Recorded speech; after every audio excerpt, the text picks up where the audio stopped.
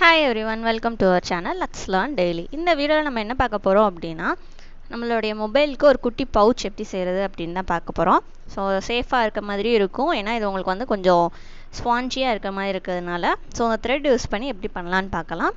So உங்களுக்கு என்ன பண்ணியிருக்கோம் அப்படின்னா, உங்களுக்கு என்ன கலரில் உங்களுடைய பவுச் வேணுமோ அந்த கலரில் த்ரெட் எடுத்துக்கோங்க. நான் க்ரீன் கலர் எடுத்திருக்கேன். ஸோ எடுத்துகிட்டு நீங்கள் வந்து உங்களோட செயினுடைய பேஸ் லென்த் எவ்வளோன்னு மெஷர் பண்ணிக்கோங்க.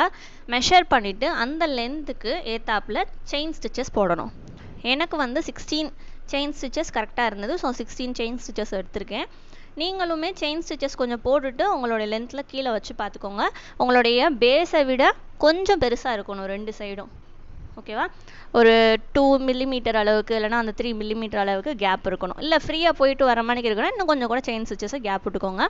விட்டுட்டு கார்னர்ஸில் மட்டும் எக்ஸ்ட்ராவாக சிங்கிள் க்ரூஷே போடணும். ஸோ அந்த எட்ஜஸ் வர இடத்துல மட்டும் அந்த செயின் ஸ்டிச்சஸில் 3 to 2, 2 இல்லைனா 3, நான் 3 போட்டிருக்கேன். ஸோ உங்களுக்கு எத்தனை செயின் ஸ்டிச் சிங்கிள் க்ரூஷே வேணுமோ அத்தனை போட்டுக்கோங்க. மீதி இருக்கிற எல்லா இடத்துலையுமே ஒரே ஒரு சிங்கிள் க்ரூஷே தான். இதே மாதிரி 2 to 3 ரவுண்ட்ஸ் உங்களுடைய மொபைலோடைய திக்னஸ்க்கு ஏற்றாப்பில் போட்டுக்கோங்க.